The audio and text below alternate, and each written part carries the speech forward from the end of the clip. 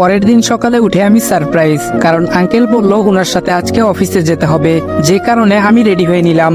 আজকে আর কলেজে যাওয়া হবে না, তাই অনন্যা একাই চললো কলেজে। আঙ্কেল বলল চলো এখন। আমি বললাম আচ্ছা চলুন।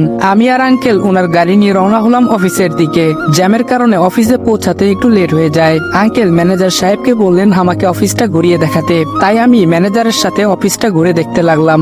দেখলাম অনেকের কাজের গতি স্লো, ঠিক মতো কাজ করছে না, কিন্তু আমি কাউকে কিছু বললাম না, শুধু দেখে গেলাম। আর সম্পূর্ণ অফিস ঘুরে আঙ্কেলের রুমে পৌঁছে দেখলাম আঙ্কেল একাই আছেন। তাই আমি আঙ্কেলকে বললাম আঙ্কেল অফিসের লোকদের কাজের গতি অনেক কম।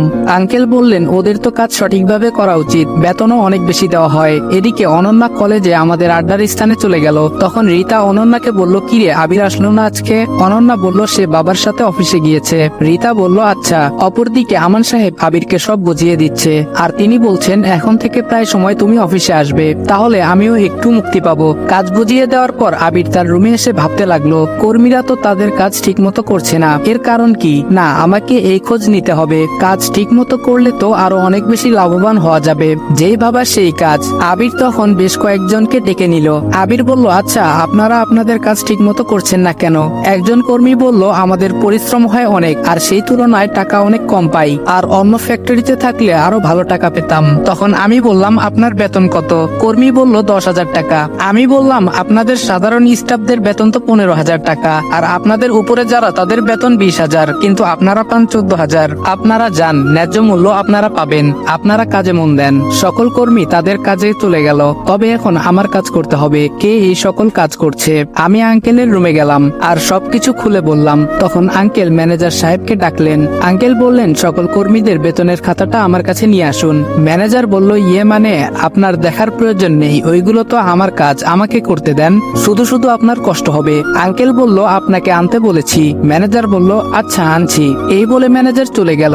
আর কিছুক্ষণ পরে আসলো খাতা নিয়ে। আঙ্কেল আমাকে বললেন দেখতে। আমি মিলিয়ে দেখলাম প্রায় 10 কোটি টাকার মতো হাতিয়ে নিয়েছে নিজের নামে। আমি এটা আঙ্কেলকে বলা মাত্রই আঙ্কেল বলল আপনাকে চাকরি থেকে বাদ দেওয়া হলো, আর যে সকল টাকা নিয়েছেন তা কোম্পানির অ্যাকাউন্টে দিয়ে যাবেন, না হলে আপনাকে পুলিশে দিতে বাধ্য হব।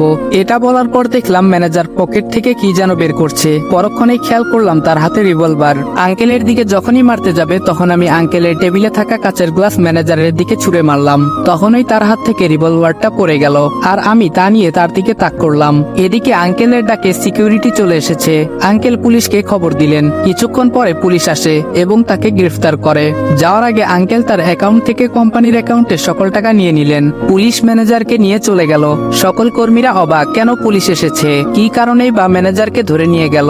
আমি গিয়ে সকলের উদ্দেশ্যে বললাম আপনাদের যেই ম্যানেজার ছিল সে আপনাদের টাকা থেকে কেটে তার অ্যাকাউন্টে জমা করত, তাই তাকে ধরে নিয়ে গেছে। শুনেন সকল স্টাফদের বেতন 15,000 টাকা, আর তাদের উপরে যারা আছেন তাদের বেতন 20,000 টাকা। এই কথা শুনে সকল স্টাফ আনন্দে মেতে উঠল। আমি আরো বললাম এখন থেকে যদি ভালো মতো কাজ করেন তাহলে আপনাদের বেতন আরো বাড়ানো হবে। সবাই বলল এখন থেকে আমরা আমাদের সর্বোচ্চ দিয়ে কাজ করব। আমি বললাম তাহলে যে যার মতো কাজে চলে যান। তখন সবাই যে যার মতো কাজ করতে লাগলো। সেদিনের মতো আমি আর আঙ্কেল বাসায় চলে আসলাম। আসতে রাত হলো, তাই আমি আর আঙ্কেল ফ্রেশ হয়ে রাতের খাবার খাওয়ার জন্য খাবার টেবিলে গেলাম। আঙ্কেল বলল এখন তো নতুন ম্যানেজার লাগবে। আমি বললাম হুম।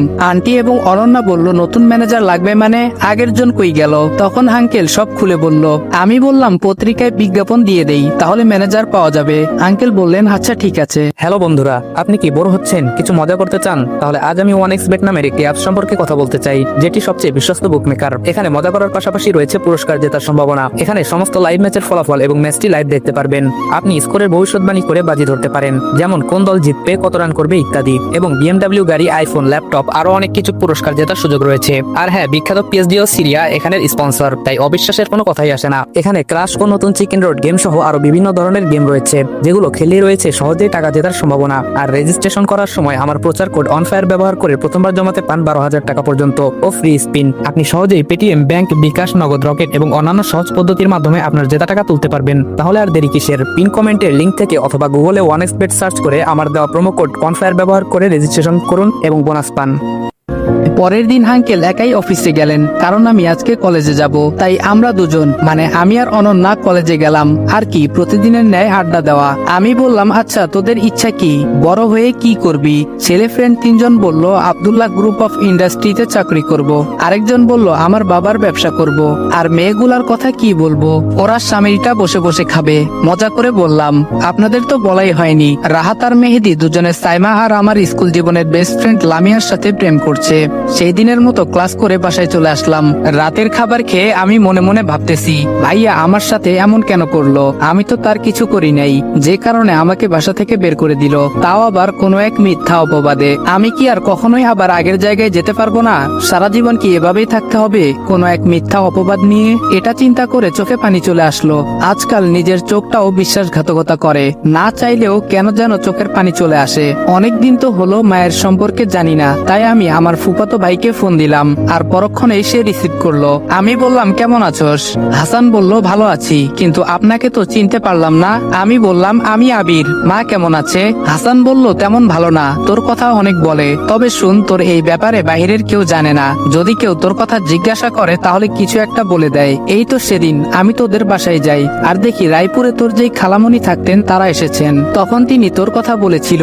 খালামণি জিজ্ঞেস করেছিল, আপু তোমার ছোট ছেলে মানে আবিরকে তো দেখছি না। তখন তোমার আম্মু বলল, ও সে তো ওর ভাইয়ের সাথে রাগ করে বাসা থেকে চলে গেছে। একদিন মারামারি করেছিল আবির, তাই ওকে ওর ভাই মারে, অনেক কথা বলে, যে কারণে বাসা থেকে চলে যায়, আর কেমন যেন বাসার আলোটা নিভে যায়। এই বলে আম্মু কান্না করে দিল, আর বলল আবার যে কবে ফিরে আসবে আল্লাহ জানে। হাসান বলল, সেখানে থাকার কিছুক্ষণ পরে আমি চলে আসি, আর তুই বল কেমন আছোস, কোনো টাকা লাগলে বলিস। আমি মনে মনে বললাম, এই হলো বন্ধুত্ব, যেখানে সবকিছুই ক্ষুদ্র। আমি হাসানকে বললাম, আমি ভালো আছি, আর আমার টাকার কোনো প্রয়োজন নেই। হাসান বলল, আচ্ছা লাগলে বলবি। আমি বললাম, ঠিক আছে। আরো কিছুক্ষণ কথা বলে ফোনটা কেটে দিলাম, আর মায়ের কথা শুনতে ইচ্ছে করছিল, তাই মার ফোনেই ফোন দিলাম, কিন্তু ফোনটা তো বন্ধ। এখন কি করি? ও ভাবির ফোনে ফোন দিয়ে দেখি কি করা যায়। যেই বাবা সেই কাজ, তাই ভাবির ফোনে ফোন দিলাম। ফোন রিসিভ হলো। আপনারা হয়তো ভাবছেন কেন হাসানকে বললাম না মাকে ফোন দিতে, কারণ হাসান বাড়িতে নেই, তাই তার ফোন দিয়ে কথা বলতে পারেনি। গল্পে ফিরা যাক। আমি বললাম, হ্যালো কেমন আছো ভাবি? ভাবি বলল, কে আবির? আমি ভালোই আছি, তুমি কেমন আছো? আমি বললাম, ভালোই আছি। মা কই, মার কাছে একটু দেওয়া যাবে? মার কথা শুনতে অনেক ইচ্ছে করতেছে। আর ভাইয়া কই? ভাবি বলল, তোমার ভাই বাড়িতে নেই, বন্ধুদের সাথে ঘুরতে গেছে। আর হ্যাঁ, মা এখানেই আছে, কথা বলো। আম্মু বলল, কে ফোন করেছে? ভাবি বলল, দেখো কে ফোন করেছে। তখনই আমি বললাম, কেমন আছো মা? আম্মু বলল, কে? আবির। এই বলেই আম্মু কেঁদে দিল। আমি বললাম, আমি। আমারও চোখে পানি চলে আসলো। আম্মু বলল, বাবা তোকে ছাড়া আমি ভালো নেই, তুই চলে আয়, না হলে তুই কই আছোস বল, আমি এসে তোকে নিয়ে আসবো। আমি বললাম, না আম্মু, যে অপবাদ নিয়ে আমি এসেছি তা মিথ্যা প্রমাণ না করা পর্যন্ত আমি আসবো না। তবে চিন্তা করো না, আমি ভালো আছি অনেক। আর বেশিক্ষণ কথা বলতে পারলাম না, কারণ আর কিছুক্ষণ কথা বললে আমি নিজেকে কন্ট্রোল করতে পারতাম না। সেই দিনের মতো ঘুমিয়ে গেলাম। পরের দিন কলেজে না গিয়ে আঙ্কেলের সাথে অফিসে গেলাম। অফিসে গিয়ে আমি অবাক, কারণ আজকে সকল কর্মীরা তাদের কাজে মনোযোগী, তা দেখে আমি আর আঙ্কেল অনেক খুশি। কিন্তু এভাবে তো আর চলে না, একজন ম্যানেজার লাগবে। তাই পত্রিকায় বিজ্ঞাপন দেওয়া হলো, এ গ্রুপ অফ ইন্ডাস্ট্রি, অনন্যাদের কোম্পানির নাম, এর জন্য ম্যানেজার নিয়োগ দেওয়া হবে। আর 2 দিন পরে ইন্টারভিউ। আপনাদের কাছ থেকে 2 দিন ক্রপ করি। 2 দিন পর আঙ্কেল আমাকে ইন্টারভিউ নিতে বলে, যে কারণে আমি ইন্টারভিউ নিতে যাই। বলে রাখা ভালো, আমি এক জায়গায় গিয়েছিলাম, যে কারণে আসতে একটু লেট হয়ে যায়। আমি গিয়ে চতুর্থ ব্যক্তিকে ম্যানেজার পদ দিলাম। ওহ, আপনারা তো বুঝতে পারছেন না, চলেন ফ্ল্যাশব্যাকে যাই। এদিকে 8-10 জন লোক বসে আছে, কখন ইন্টারভিউ শুরু হবে। তারা একে অপরের সাথে কথা বলছে। প্রথম জন, আজকাল চাকুরির যে অবস্থা, ঘুষ ছাড়া চাকুরি খুব কষ্টকর। দ্বিতীয় জন বলল, আমি 10 লক্ষ টাকা জমিয়ে রেখেছি ভালো কোনো চাকুরির জন্য। তৃতীয় জন বলল, এখন টাকাই সব, টাকা দিলে চাকরি হবে, না হলে নাই, আপনি চাকরি পেলে কি করবেন? চতুর্থ জন বলল, সব জায়গায় টাকা দেখে না, অনেক জায়গায় যোগ্যতা দেখে, আর আমি নিজের জন্য না, এই কোম্পানির জন্য যা করার করব, কেননা এর দ্বারাই আমার জীবন চলবে, যে কারণে এখানে চাকরি হলে আমি আমার সর্বোচ্চ দিয়ে কাজ করব, এমনকি জীবনও দিয়ে দিব। পঞ্চম জন বলল, আমি এখানে কাজ করে নিজের জীবন গড়ব। আরো কয়েকজন আরো অনেক কথা বলল, আর আমি ওদের সাথে বসে ওদের কথা শুনছিলাম। তবে মাস্ক পরে থাকায় অফিসের কেউ চিনতে পারেনি।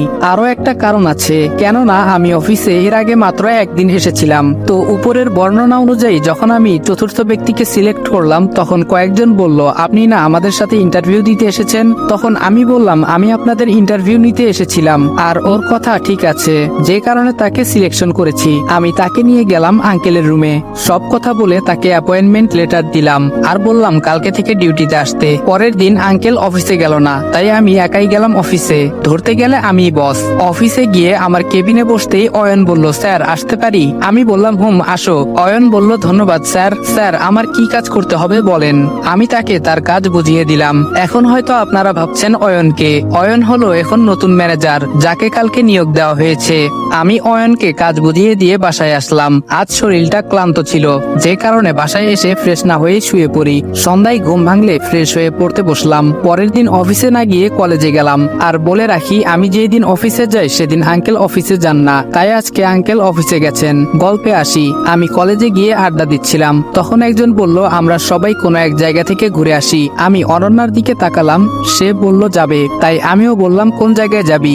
সবাই বলল কক্সবাজার যাবে, তাই আমি কিছু বললাম না। যদিও আমি কক্সবাজারের অনেক জায়গায় চিনি, কিন্তু কিভাবে চিনি তা এখন বলবো না, আস্তে আস্তে জানতে পারবেন। তবে কবে যাওয়া যায় তা ঠিক করতে লাগলাম। আমরা বেশ কয়েকজন, আমি, অনন্যা, লাকি, রাহাত, মেহেদি, রাফি, সাইমা, সারা, রিতা, লিমা, এই 10 জন যাব। তা সবাই ঠিক করলাম 1 সপ্তাহ পরে যাব। সেই দিনের মতো ক্লাস করে বাসায় আসার সময় দেখলাম একটা ছোট মেয়ে, বয়স 10-11 হবে, ফুল বিক্রি করছে।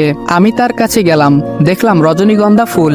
মেয়েটি বলল ভাইজান ফুল নিয়ে যান, একদম টাটকা ফুল। ওর কাছে কয়েকটা ফুল ছিল, কিন্তু আমি ওর কাছ থেকে 5টা ফুল নিলাম, আর ওকে আমি টাকা বেশি দিলাম। তবে হ্যাঁ, অনন্যা আমার পাশেই ছিল, আর আমি ফুলগুলো ওর জন্যই নিয়েছি। ফুলগুলো নিয়ে হাঁটতে লাগলাম, তখন অনন্যা বলল আচ্ছা ফুলগুলো নিলে কেন?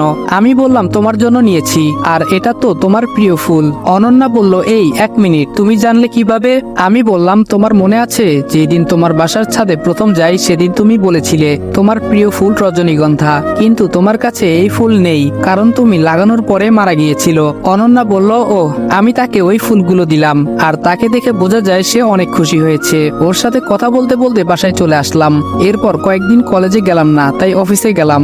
এখন কর্মীরা তাদের কাজের গতি প্রায় দ্বিগুণ বাড়িয়ে দিয়েছে, আর আমি আঙ্কেলের সাথে কথা বলে সবার বেতন আর 2000 বাড়িয়ে দিলাম। 6 দিন পর আজকে কলেজে গেলাম, আর সবাইকে একটা ঠিকানা দিয়ে বললাম ঠিকানায় চলে আসতে। তো পরের দিন সবাই ঠিক মতো চলে আসলো। আমরা ছোট একটা মিনি বাস ভাড়া করেছিলাম, সেটাতে গিয়ে উঠলাম। আমি মাঝামাঝি একটা সিটে বসেছিলাম, আমার সাথে অনন্যা বসেছে, আর সে বসেছিল জানালার পাশে। জার্নি করার সময় কখন যে ঘুমিয়ে পড়েছি নিজেও জানি না। যখন ঘুম ভাঙলো তখন দেখলাম আমার মাথা অনন্যার কাঁধে। আমি বললাম সরি। অনন্যা বলল সরি কেন, আমার কাঁধেই তো দিয়েছো। আমরা আমাদের গন্তব্যে চলে আসলাম, আর একটা হোটেলে উঠলাম। যেহেতু রুম অনলাইনে বুক করা ছিল তাই আর সমস্যা হয়নি। এক রুমে 2 জন করে, মেয়েদের 4টা আর ছেলেদের 2টা।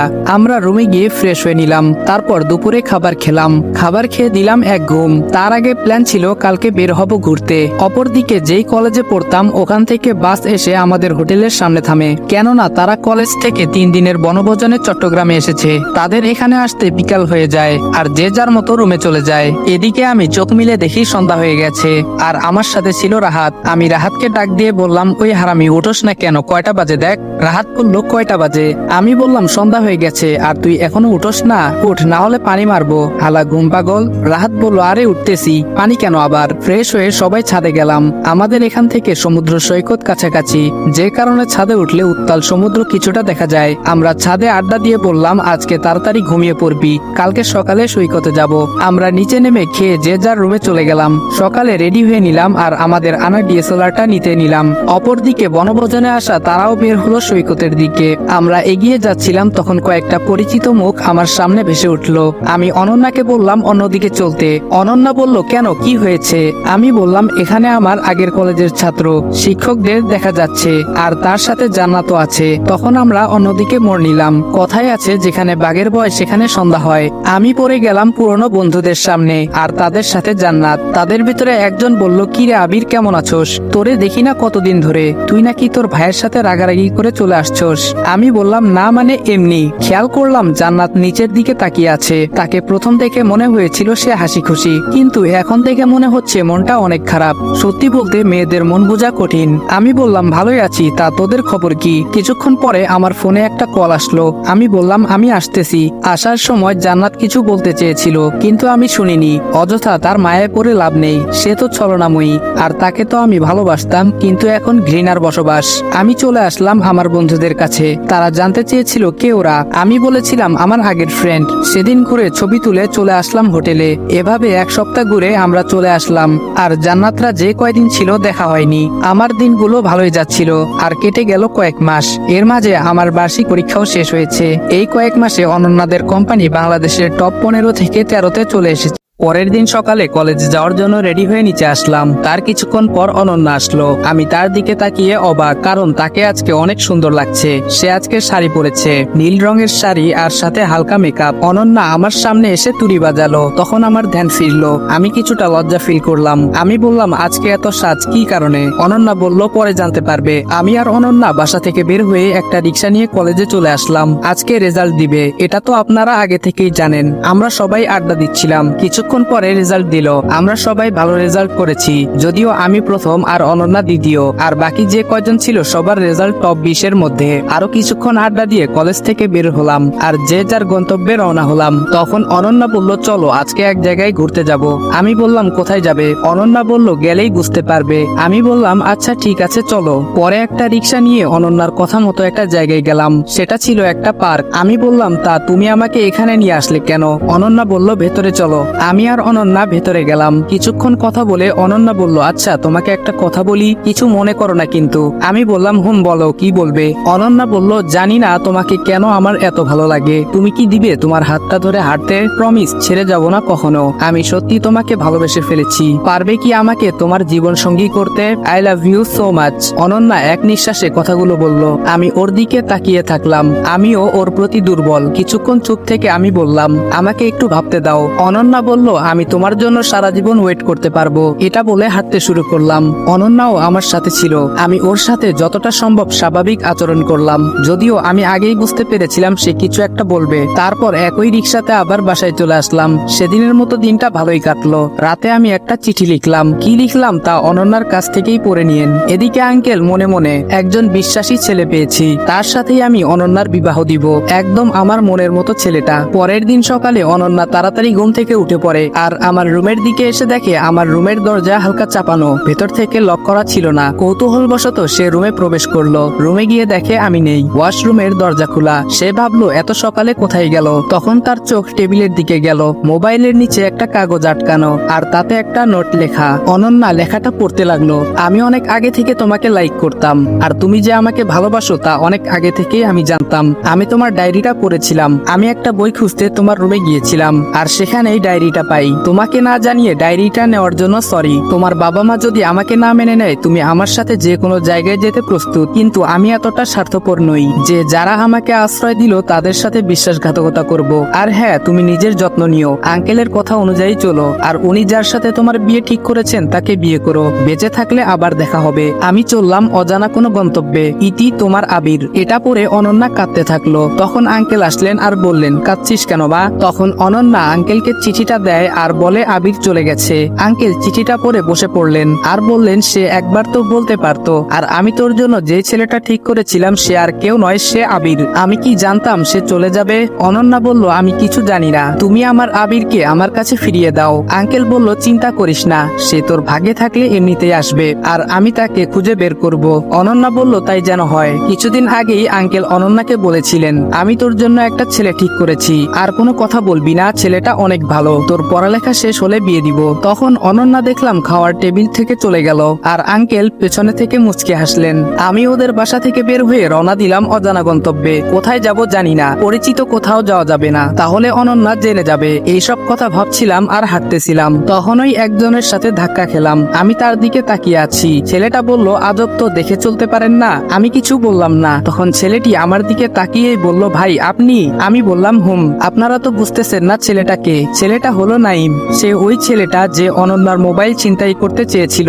এখন নিশ্চয়ই বুঝতে পেরেছেন কে এই ছেলেটি। আমি বললাম, কেমন আছোস তুই? আর আমাকে তুমি করে বলবি। নাইম বলল, ভাই আল্লাহর রহমতে ভালোই আছি। আর তুমি যে টাকাটা দিয়েছিলে তা দিয়ে কতদিন ওই কাজ করে এখন 2টা দোকান দিয়েছি আর দোকানে 2জন কর্মচারী আছে। তবে আমিও মাঝে মাঝে যাই। আর এখন আমি আর মা মোটামুটি একটা বড় বাড়ি নিয়ে থাকি। তা তুমি কেমন আছো? আমি বললাম, আছি কোনো রকম। আচ্ছা, কোনো একটা থাকার জায়গা জোগাড় করে দিতে পারবি? আমি বাড়ি থেকে চলে এসেছি তাকে বলেছি, কিন্তু কি কারণে চলে এসেছি এটা বলিনি। নাইম বলল অন্য কোথাও যাওয়া লাগবে না, আমাদের সাথে থাকবে। 3 রুমের ফ্ল্যাট একটা খালি পড়ে থাকে, আর তোমার অবশ্যই কোনো না কোনো একটা চাকরি হয়ে যাবে। আর মাকে তোমার কথা বলেছিলাম, মা তোমাকে দেখতে চেয়েছেন। আমি বললাম আচ্ছা চল তাহলে। নাইম এখানে কোনো একটা কাজে এসেছিল, তার সাথে দেখা হবে আমি ভাবতে পারিনি। আমি আর নাইম চলে আসলাম ওদের বাসায়। এই বাসাটা অনন্যাদের বাসা থেকে অনেকটুকু দূরে, রিক্সাতে আসলে প্রায় 1 ঘন্টা লাগবে। এটা শহর, এক বাসা থেকে অন্য বাসার লোকদের চিনা যায় না, আর এত দূরে তো কখনো সম্ভবই না।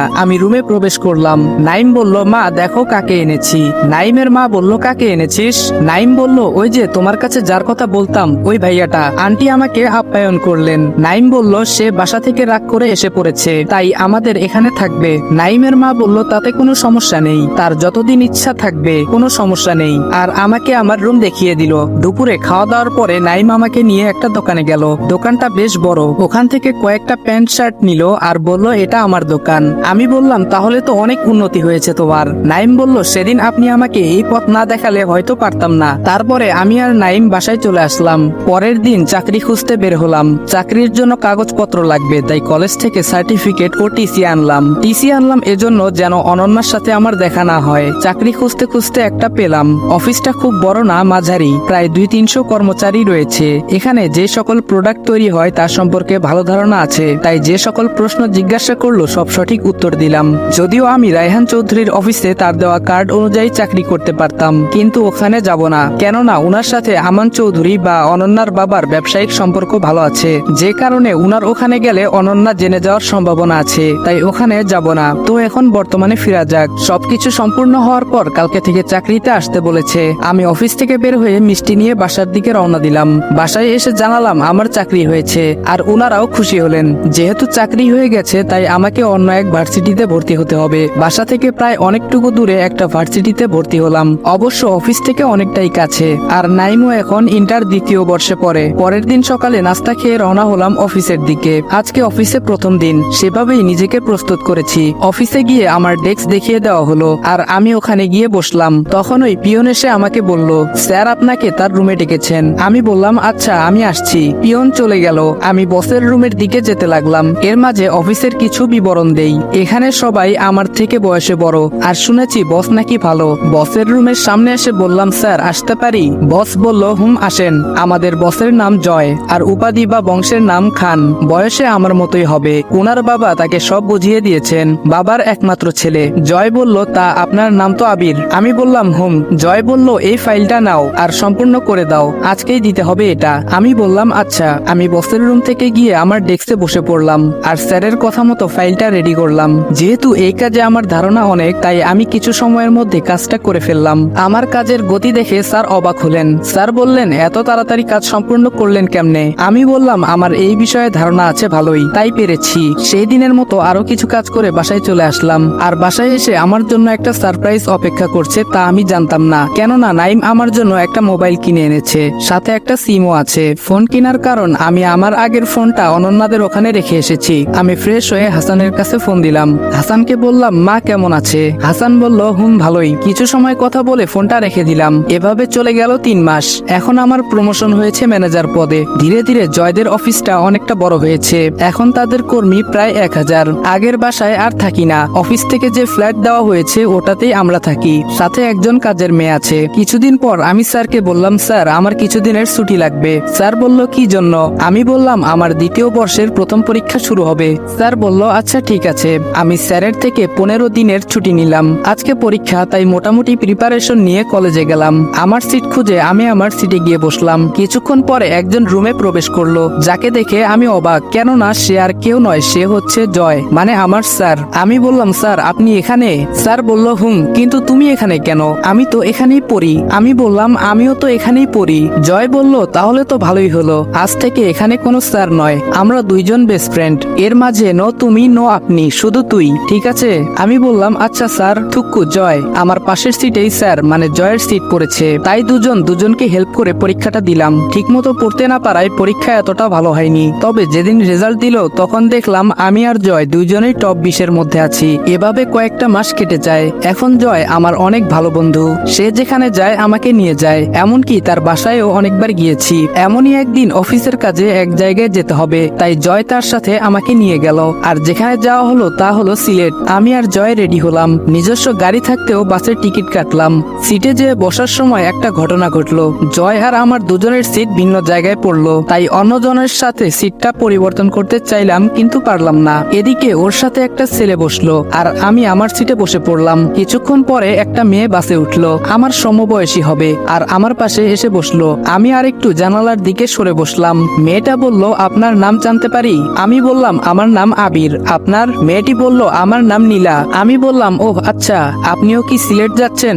নীলা বলল, তা আপনি কি কারণে যাচ্ছেন? আমি বললাম, ফ্রেন্ডের সাথে ঘুরতে প্লাস অফিসের একটা কাজে। নীলা বলল, ওহ আমিও অফিসের একটা কাজে যাচ্ছি। যাওয়ার মাঝে ওর সাথে আরো কথা হলো, আর যেহেতু সমবয়সী তাই ও বলল তুমি করে বলতে, তাই আমিও ওকে তুমি করে বললাম। এদিকে অনেকক্ষণ পরে আমরা সিলেটে এসে পৌঁছলাম। অনলাইনে বুকিং করা একটা হোটেলে আসলাম। 2 রুম বুক করা ছিল, তাই যে যার রুমে চলে গেলাম। পরের দিন ঠিক করলাম জাফলং ঘুরতে যাব।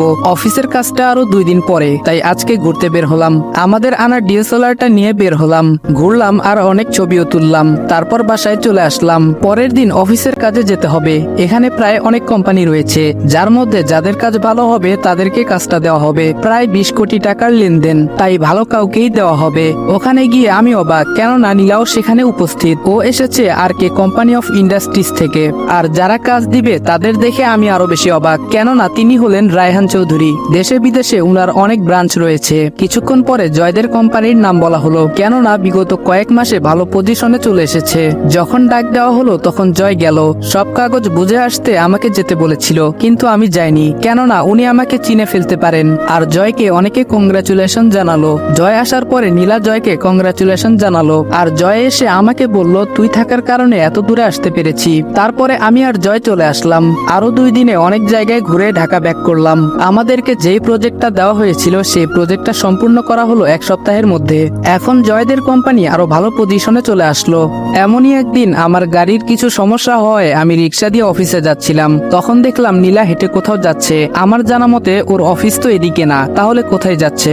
আমি ওকে ডাক দিলাম আর বললাম, কোথায় যাচ্ছ? নীলা বলল, আচ্ছা এখানে না একটা কফি শপ আছে, চলুন সেখানে গিয়ে কথা বলি। আমি বললাম, আচ্ছা চলো। আমি আর নীলা একটা কফি শপে গেলাম।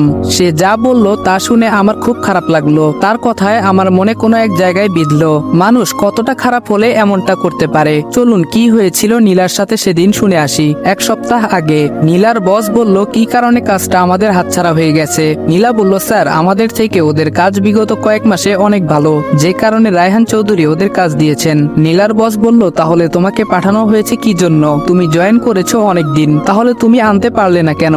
এখন তোমাকে চাকরি থেকে বরখাস্ত করা হবে। নীলা বলল, প্লিজ স্যার এমনটা করবেন না, তাহলে আমরা একেবারে পথে নেমে যাব। আমার বাবা নেই, মা আর ছোট ভাইকে নিয়ে আমার সংসার। মা কিছু করেন না, তিনি অসুস্থ। স্যার চাকরি থেকে বরখাস্ত করেন না আমাকে। নীলার বস বলল, তাহলে তোমাকে একটা কাজ করতে হবে, তাহলে আর বাদ দিব না। নীলা বলল, জি স্যার বলেন, আমি আমার সর্বোচ্চ দিয়ে চেষ্টা করব। নীলার বস বলল, আমি অনেক দিন ধরে চাচ্ছিলাম, কিন্তু আজকে কোনো একটা উপায়ে পেয়ে গেলাম তোমাকে। তোমাকে আমার সাথে রাত্রি যাপন করতে হবে, তাহলে তোমাকে চাকরি থেকে বের করে দিব না, আর তোমাকে প্রমোশন দেওয়া হবে, আর তোমার বেতনটাও বাড়ানো হবে। হ্যাঁ আমি জানতাম আমরা ওই কাজটা পাবো না, এজন্যই তোমাকে পাঠিয়েছি। এটা ছিল তোমাকে ভোগ করার একটা চাল মাত্র। এই বলে নীলার বস তার দিকে এগিয়ে আসতে লাগলো। নীলার কাছে মনে হচ্ছে সে ফ্রিজ হয়ে গেছে, নড়াচড়া করতে পারছে না। যখনই তার বস তার একেবারে সামনে চলে আসলো, তখনই কোম্পানির ম্যানেজার বাইরে থেকে বলল, স্যার আসবো? নীলার বস নিজেকে ঠিক করে বলল, আসো। ম্যানেজার বলল, স্যার কর্মচারীরা তো কোনো কাজ করতে চাচ্ছে না, তাদের কাজের তুলনায় টাকা অনেক কম পায়, তাই অনেকে বলছে কোম্পানি ছেড়ে দিবে। নীলার বস বলল, না এখন বাড়ানো হবে না, ওদের কাজ করতে বলো, পরে বেতন বাড়ানো হবে। তাদের কথার মাঝে নীলা এসে পড়ে তার ডেস্কে এসে কিছু কাজ করতে থাকে। নীলা যে চলে গেছে তার দিকে খেয়ালই করেনি তার বস। ম্যানেজার বলল, আচ্ছা ঠিক আছে, এই বলেই সে চলে যায়। নীলার বস খেয়াল করে নীলা নেই, তখন সে সিকিউরিটিকে ডাক দেয়। সিকিউরিটি বলল, জি স্যার বলুন। নীলার বস বলল, নীলাকে আমার রুমে আসতে বলো। সিকিউরিটি বলল, আচ্ছা স্যার। তারপর সিকিউরিটি নীলার ডেস্কের সামনে গিয়ে বলল, স্যার আপনাকে তার রুমে ডেকেছেন। নীলা বলল, আপনি যান, আমি আসছি। তখন সিকিউরিটি চলে গেল। তার কিছুক্ষণ পরে নীলা তার বসের ডেস্কে গেল। নীলার বস বলল, তা কি ভাবলে তুমি? নীলা বলল, এটা নেন স্যার। বস বলল, কি এটা? নীলা বলল, রিজাইন লেটার। আমি আজকে থেকে আর আপনার এখানে কাজ করব না। তবে স্যার একটা কথা শুনে রাখেন, একজনের দুর্বলতায় কখনো হাত দিবেন না, হয়তোবা সে হাত ভেঙে যেতে পারে। বিদায় স্যার। এই বলে নীলা চলে আসে। তখন তার বস বলে শকুনের দোয়ায় গরু মরে না। এবার বর্তমানে আসি। তখন নীলা খেয়াল করলো আমার চোখে পানি। নীলা বলল, আপনি কাঁদছেন কেন? আমি বললাম, না তো, কই কান্না করছি। আচ্ছা বাদ দাও, ওর প্রতি কেমন যেন একটা মায়া কাজ করছে। আমি বললাম, আচ্ছা সত্যি কি তোমার বাবা নেই? নীলা বলল, সত্যি বলতে বাবা মারা যায়নি, তার প্রতি আমার শুধুই ঘৃণা। আমার মাকে রেখে অন্য একটা মহিলাকে বিয়ে করেছে,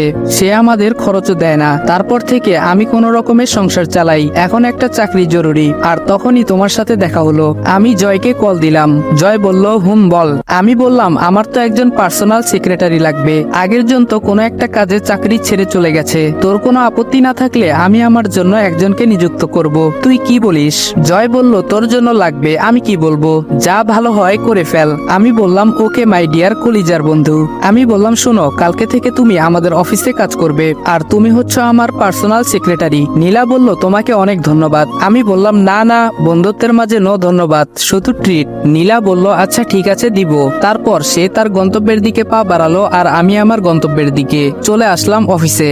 জয় বলল, তোর জন্য কাকে সেক্রেটারি বানালি? আমি বললাম, ওইটা তোর জন্য সারপ্রাইজ, আর তুই তাকে চিনিস। জয় বলল, আচ্ছা দেখা যাক সে কবে থেকে চাকরিতে জয়েন করবে। আমি বললাম, কালকে থেকে। জয় বলল, আচ্ছা। জয় বলল, আজকে বিকেলে আমার সাথে চল, এক জায়গায় ঘুরতে যাব। আমি বললাম, কই যাবি? জয় বলল, ওইটা তোর জন্য সারপ্রাইজ, যেমনটা তুই আমাকে বলেছিলি। আমি বললাম, আচ্ছা। সেদিন কাজ শেষ করে বিকেলে আমি আর জয় তার প্রাইভেট কার নিয়ে বের হলাম। আমাকে দেওয়া কারটা ড্রাইভারকে বাসায় নিয়ে যেতে বললাম। আমি বাসায় ফোন করে বললাম, আন্টি আজকে আমার আসতে একটু লেট হবে, জয়ের সাথে এক জায়গায় যাচ্ছি। নাইমের মা বলল, ওকে বাবা, তাড়াতাড়ি চলে এসো। আমি বললাম, আচ্ছা। এ বলে আমি ফোনটা রেখে দিলাম। বলে রাখি, আন্টি আমাকে উনার বড় ছেলের মতোই দেখেন। আমি উনার কাছে বড় ছেলে, আর নাইম ছোট। এদিকে জয় ড্রাইভিং করছিল, সে নিজেই চলল নিজের গন্তব্যে। জয় বলল, আচ্ছা দোস্ত, প্রেম করতে কি কি লাগে? আমি বললাম, কেন, তুই প্রেমে পড়েছিস নাকি? জয় বলল, হুম, একটু একটু। আমি বললাম, কই, আমাকে তো বললি না। জয় বলল, আরে এক সপ্তাহ আগে ওর সাথে আমার পরিচয়, কখনো সামনাসামনি দেখিনি, ওর সাথে কথা হয়েছে শুধু। তবে তোকে এখনই ওর ছবি দেখাবো না, সে আজকে দেখা করতে বলেছে। আগে বল কি করব? আমি বললাম, পছন্দ হলে ভালো, সরাসরি প্রপোজ করবি, তবে এখনই না করাটাই ভালো, কিছুদিন যাক তারপরে। জয় বলল, আচ্ছা ঠিক আছে। ওর সাথে কথা বলতে বলতে চলে আসলাম। জয় একটা রেস্টুরেন্টের সামনে গাড়ি দাঁড়া করালো, মেইন রোড থেকে কিছুটা ভেতরে, তবে বলা যায় বড় লোকদের রেস্টুরেন্ট। আমাকে নিয়ে জয় ভেতরে গেল।